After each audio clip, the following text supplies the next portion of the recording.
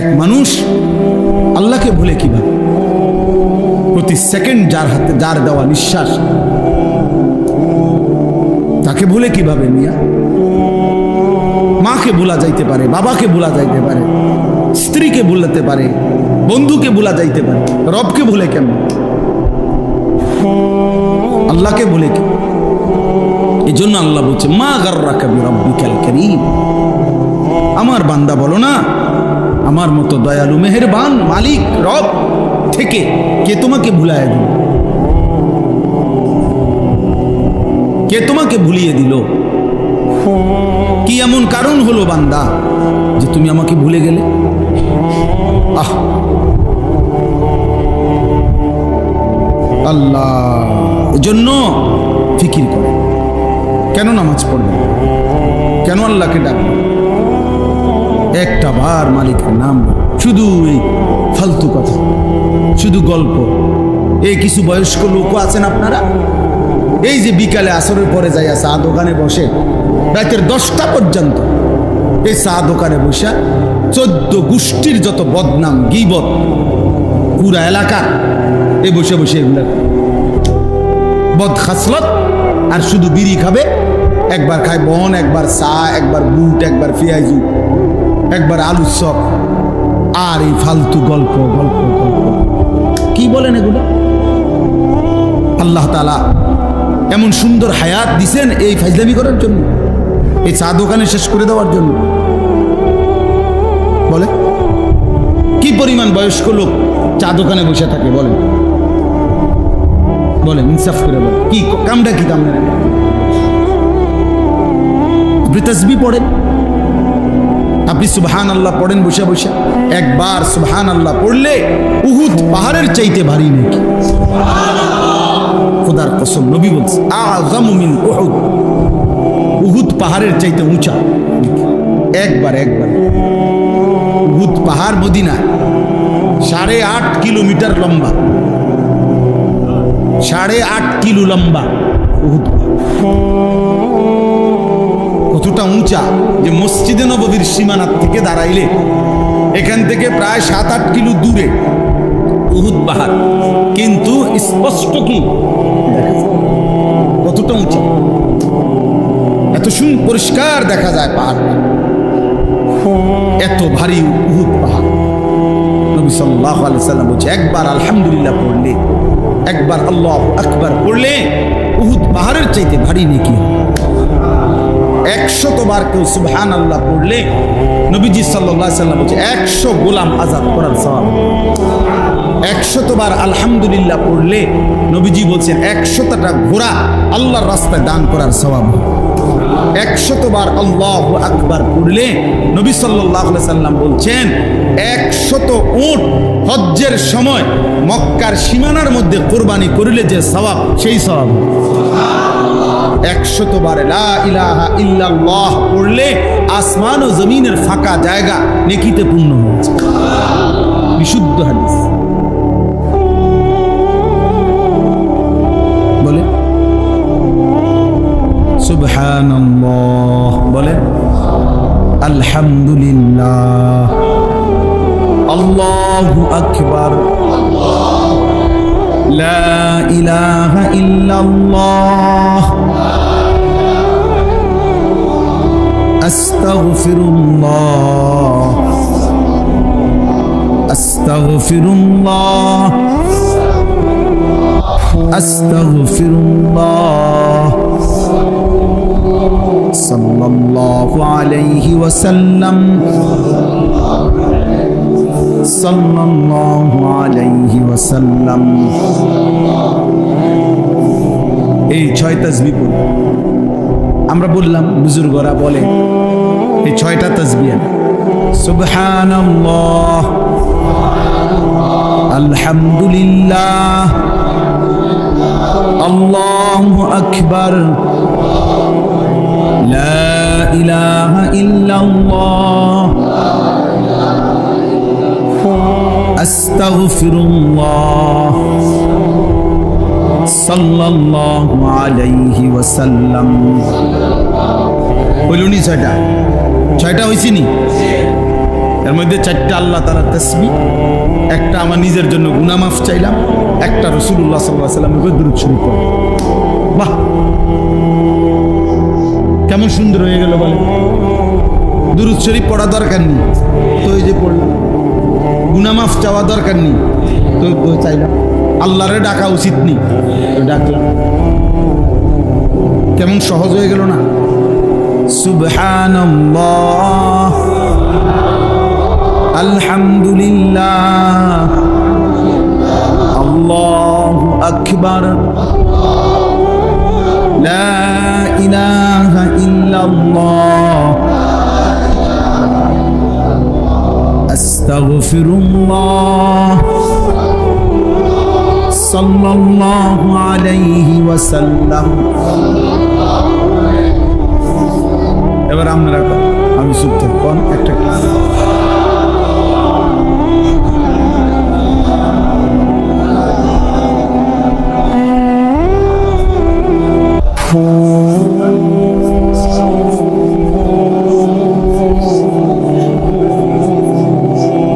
মনে রাখেন, যার মুখ দিয়া বের হয় নাই, মনে রাখে তোর উপরে খোদার লানত পড়ছে দেখে বাইর হয় না। বুঝো না? তোর উপরে আল্লাহ নারাজ দেখে তোর মুখ দিয়ে তোর মালিকের নাম বের হয়। বদনসিব, দুর্ভাগা। ভাত খাওয়াইবো আল্লাহ তোমার, ভাত তো আল্লাহ জানোয়ারও খাওয়া, কোথার জায়গা দিবে, পেশাব পায়খানা করতে পারবা, দুনিয়া ভোগ করতে পারবা, দুনিয়া তো জানোয়ারও ভোগ। কিন্তু মালিককে ডাকার জন্য তৌফিক লাগে। কি লাগে? এই জন্য অনেক গাদ্দার আছে, এমন শক্ত গাদ্দার, হে লড়তো না, মুখ বের, হে মুখ খুলবেন, হে মনে করছেন একটা বুদ্ধিমান, একটা বিরাট কিছু। আপনি ঘোড়ার ঘাস, আপনি ঘোড়ার ডিম, আপনি মাহরুম, আপনি বঞ্চিত, আমি বদবখত, বেটা কম বখত, দুর্ভাগা। আল্লাহ আমাদেরকে হেফাজত করে। আল্লাহকে ডাকা অনেক বড় দৌলত, অনেক বড়, অনেক বড়। বুজুর্গানে দ্বীন সরাসরি কিতাবে আছে। বুজুর্গানে দ্বীন বলছেন, আল্লাহ তাআলা কে একবার ডাকলে আল্লাহ যখন এটা কবুল করে, খুদার কসম আল্লাহ দ্বিতীয়বার ডাকার তৌফিক। বুঝেন না হিসাবটা? প্রথমবার ডাকলে যখন আল্লাহ কি করে, সাথে সাথে বান্দাকে আবার কি করে, বারবার সে ডাকতে, বারবার ডাক।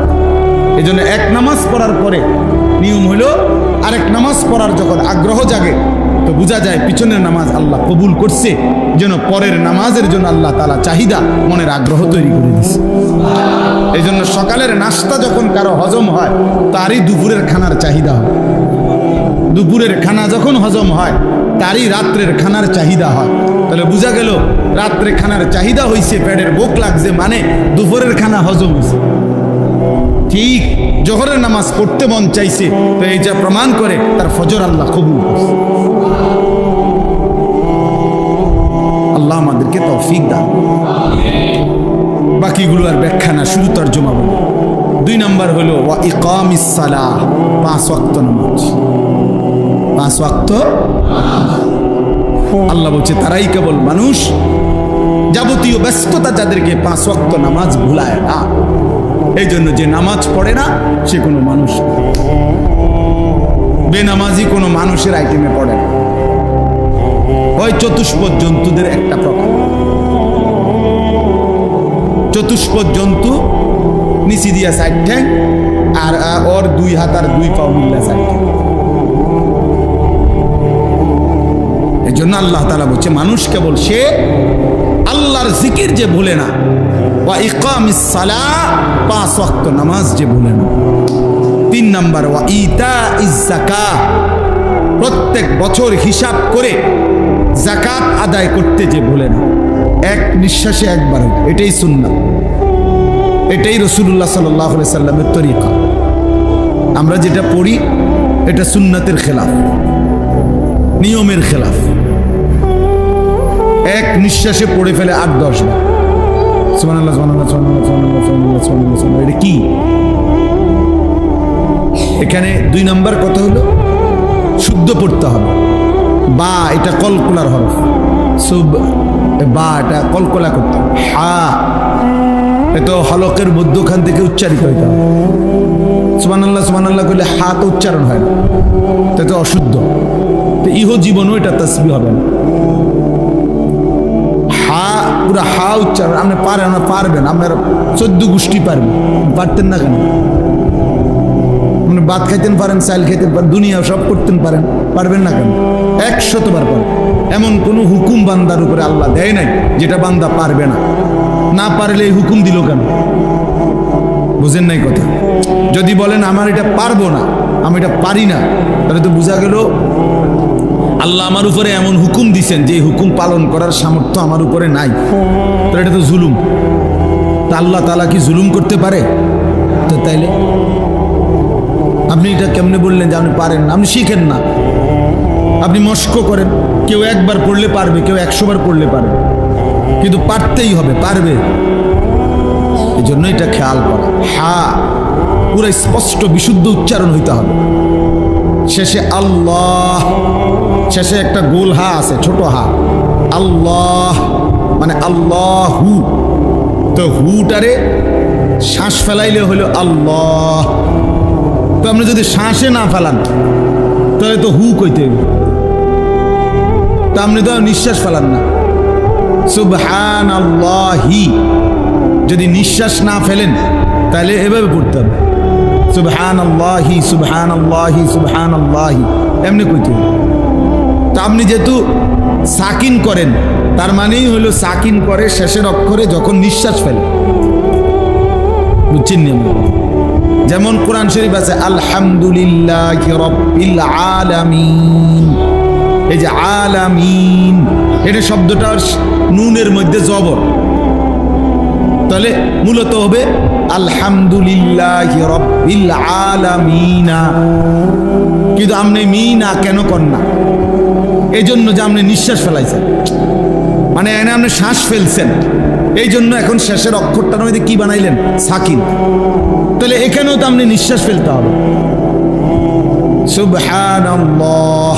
এখানে যদি আপনি নিঃশ্বাস না ফেলেন তাহলে হাট আরে সাকিন বানাইলেন কেমন? যদি নিঃশ্বাস না ফেলেন তাহলে তো হার মধ্যে জের দিয়ে পড়তে হবে। তো আপনি তো এটাও করেন না, দোনো দিক দিয়ে ভুল। এই জন্য সমাধান কি? সমাধান হলো নিঃশ্বাস ফেলতে হবে। বলে হুজুর এতদিন এটা শুনলাম না, আপনি শুনছেন, এটা আপনার দোষ, এটা আমার বিষয় নাকি? কথা বুঝেন না? আপনি শুনছেন না কেন, এটা কি আমার অপরাধ? তো তাহলে এটা আপনার বিষয়, আপনি বুঝবেন আপনি শুনছেন না কেন। দেশের কত আইনই তো আমি জানি না, এই কারণে কি আইন এটা আমার উপরে বাস্তবায়ন হবে না? বলেন, আমরা যে রাস্তায় চলি, গাড়ির অনেক আইন, এই পুলিশ ধরলে অনেক আইন কয়। হ্যাঁ, আমি যদি বলি না রে ভাই আমি তো এই আইন জানি না, হে বলবো আচ্ছা তো ঠিক আছে, আপনি যেহেতু আইন জানেন না জানগা নাকি, এটা বলবে হ্যাঁ পুলিশে। সে বলবে আপনি আইন জানেন না কেন?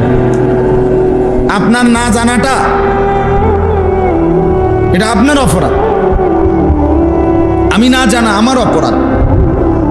এর জন্য এটা খুব খেয়াল। অনেক মুসলমান আপনারা যারা তাসবিহ পড়েন অশুদ্ধ অশুদ্ধ তাসবিহ পড়ে মাশাআল্লাহ, কিন্তু পরে এটারে মেশিনের মতো সুবহানাল্লাহ সুবহানাল্লাহ সুবহানাল্লাহ সুবহানাল্লাহ সুবহানাল্লাহ, কিচ্ছু হয় না। এটা হা উচ্চারণ না হলে তো তাসবিহ হয় নাই।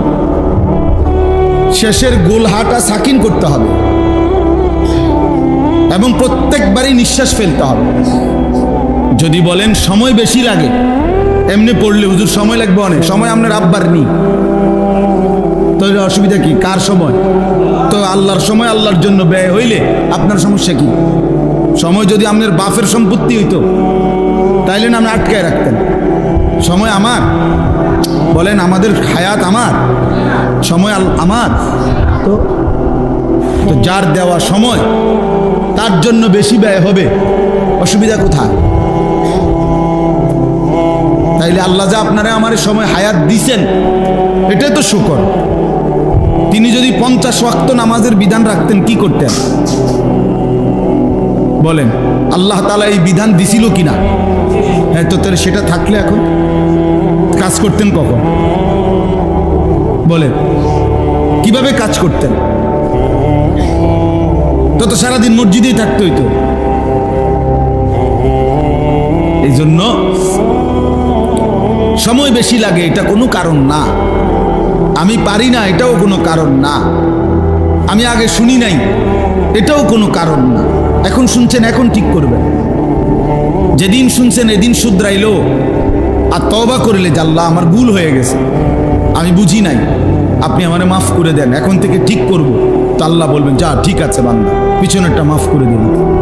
কিন্তু গাঁট তেরামি করলে হ্যাঁ বেটা, নতুন নতুন হুজুর আইয়া লম্বা লম্বা কথা কয় বেটা, হ্যাঁ বাতাসে বুড়ো হইছিনি তোমরা। হ্যাঁ, অনেক আছে এরকম মাতবরি করে, আমনে মাতবর চাচা, আপনি মনে রাখেন আপনি টাঙ্গাইয়া ফিটবো, টের পাইবেন কবরে গেলে না। ফেরেশতা যখন আপনার টানাইয়া ফিটবে তখন না বুঝবেন আরে বাতিজা তোমার কথাই তো ঠিক আছে। এই জন্য অহংকারের কোনো সুযোগ নেই। এটা গাফলতি, খামখেয়ালি করার, তুচ্ছ করার কোনো সুযোগ নেই।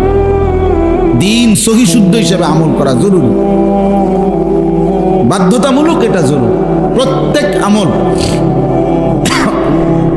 মনে রাখবেন, প্রতিটি আমল আল্লাহর কাছে কবুল হওয়ার জন্য দুইটি জিনিস জরুরি। কয়টি জিনিস? আবার বলেন। 1 নাম্বার বিশুদ্ধ হওয়া, 2 নাম্বার আল্লাহর জন্য হওয়া। বলেন 1 নাম্বার কি, 2 নম্বর? এটা বাধ্যতামূলক। মানুষের বাহাবা আর আল্লাহ গ্রহণ কবুল করা এক কথা না। মানুষের স্লোগান দিলেই আল্লাহ কবুল করে লেছে, জি না? বুঝেন নাই? মানুষে না স্লোগান দিচ্ছে, জনাব অমুক 30,000 মার হাবা, মার তারে মার 30,000। আপনি তো মনে হচ্ছে মাশাআল্লাহ আরশে আজিম পৌঁছে গেছে। হ্যাঁ, যেই স্লোগান দিছে মাশাআল্লাহ মার হাবা, হ্যাঁ পাবলিকে না মার হাবা বলছে। আল্লাহ তাআলা জিজ্ঞেস করবে, বান্দা 30,000 টাকা কামাই করছে কোত্থেকে সেটা বলো। খোদার কসম, হাসরের ময়দানে জবাব দিতে হবে প্রত্যেকটা মানুষকে। মিন আইনা ইকতাসাবা ওয়া ফীমা আনফাকা। প্রতিটি টাকা, সম্পদ, মালের ব্যাপারে আমাকেও আপনাকেও আল্লাহ তাআলা জিজ্ঞেস করবে, বলো কামাই করেছো, উপার্জন করেছো কোত্থেকে, ব্যয় করেছো কোথায়। বুঝেন না? আল্লাহ টাকা যেমনি আনছি আমরা এত দরকার কি, আমি মসজিদে দিছি, কোনো সোয়াবে না দিবেন? আল্লাহ বলছেন না, এত রঙে দোয়ান বাহি খায় না, এত শুকনাই সিরা ভিজে না। আপনাকে হিসাব দিতে হবে। সুদের টাকা মসজিদে না, কাবা শরীফে দিলেও তো চায় যাও, আপনার সওয়াব হবে না। হারামের টাকা, কিস্তির টাকা, অবৈধ উপার্জনের টাকা, এটা দিয়ে কোথাও দান করলে 1 জাররা সওয়াব হয় না। আমি বললাম 1 বিন্দু নেকি মিলবে না, কোনো হারাম টাকায় নেকি হয় না। তো বলে হুজুরে নেকা, হ্যাঁ নেওয়া জায়েজ, নেওয়া, হ্যাঁ মসজিদের জন্য নেওয়া জায়েজ, মাদ্রাসার জন্য নেওয়া জায়েজ। আপনি বুঝে ধরে নিছেন, আমি নেওয়ার জায়েজ, আপনার নেকি পাইতে হইলে হালাল হইতে হবে। বুঝছেন? এটা জরুরি বিষয়, এটা গুরুত্বপূর্ণ বিষয়। আল্লাহ নবী সাল্লাল্লাহু আলাইহি ওয়াসাল্লাম বলছেন, ওয়ালা সাদাকাতুম মিন গুলুল। অবৈধ হারাম ভাইয়া আমি কিচ্ছু দিতে বলি না, নিজে নিজে চালাকি করার কি দরকার, একটার পর একটা আনতেছে, এটা হাতের বাড়ি খেয়ে পড়ে যাবে একটু।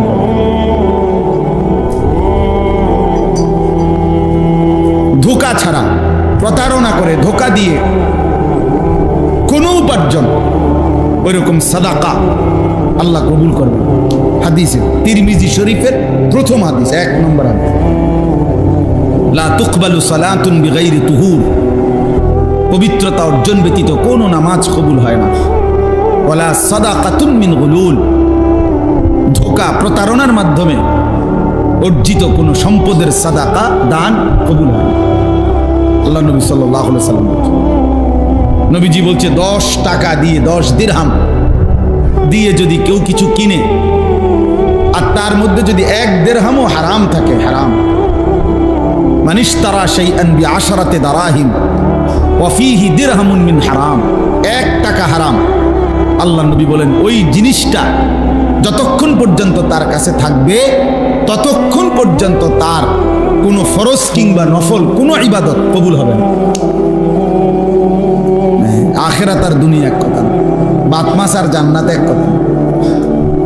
ভাত মাছ সবাই খায়, দুনিয়া সবাই ভোগ করে। দুনিয়া আমনেরে ভোগ করতে দিছে, এ তো কাফের বেঈমানকেও ভোগ করতে দিছে। দুনিয়া তো কুকুর বিড়ালও ভোগ করে, গরু ছাগলও তো দুনিয়া ভোগ করে না? কথা বলেন না কেন? তো তো দুনিয়া বরঞ্চ জানোয়ার আমাদের চাইতে বেশি ভোগ করে। একটা হাতি যা খায় মানুষ তা খায়, একটা বাঘ যা খায় মানুষ তা খায়। বাঘ জীবনে কোনোদিন জন্মের পর থেকে মৃত্যু পর্যন্ত কোনো বেলা পাঙ্গাস মাছ দিয়ে খায় বলি জিগান না, গোস্ত ছাড়া এক লোকমা বলে একটা বেলা একটা লোকমা কিন্তু শাকটা দিয়ে খাও না। ওই যে না বেটা, আমরা বাপ দাদার 14 গোষ্ঠী জীবনে আমরা গোস্ত ছাড়া আমরা কিছু খাই না। তো কি অর্থ কি? আল্লাহ তাআলা তো দুনিয়া বেঈমানকে জানোয়ারকে আরো বেশি ভোগ করাচ্ছে। ওই ভাই এটা নামান, আপনি শুনেন, খচর খচর করেন এমনি শুনেন। এমনি আকাম মানে কামই হলো মোবাইল, এটা নিয়ে জিন্দিগি বুঝাইয়া দিছে কেউ একজন যে তোমারে খোদা বানাইছেই শুধু মোবাইল টিপতে, তোমার পৃথিবীতে আসার উদ্দেশ্যই এই মোবাইল। এটার মধ্যে শুধু ছবি উঠাইবা, একবার কাইট করে, একবার শীত করে, একবার হোতাইয়া, একবার লম্বা করে, বুঝেন নাই? এই জীবন, এই জীবন, এই মোবাইলের একটা ছবি উঠানোর জন্য 1000 রকমের চুল পাল্টায়, 1000 রকমের জামা পাল্টায়, 1000 রকমের প্যান্ট বদলায়, 1000 রকমের স্টাইল বদলায়, 1000 রকমের জায়গা বদলায়। একবার গাছের তলে, একবার মাছের সাথে, একবার মুরকার লগে, একবার গরুর লগে, একবার ছাগলের সাথে, একবার হুজুরের লগে, একবার নায়কের সাথে, মানে যেটা পায় সবাই। এই ছেলে পেলেদের এই হাত একটা ছবি। কে দেখে কার ছবি? কার মোবাইলে ছবির অভাব পড়ছে? কার কাছে নাই? বুঝেন? তামাশা দোস্ত, নিজেকে বোঝা উচিত আমি কি করছি।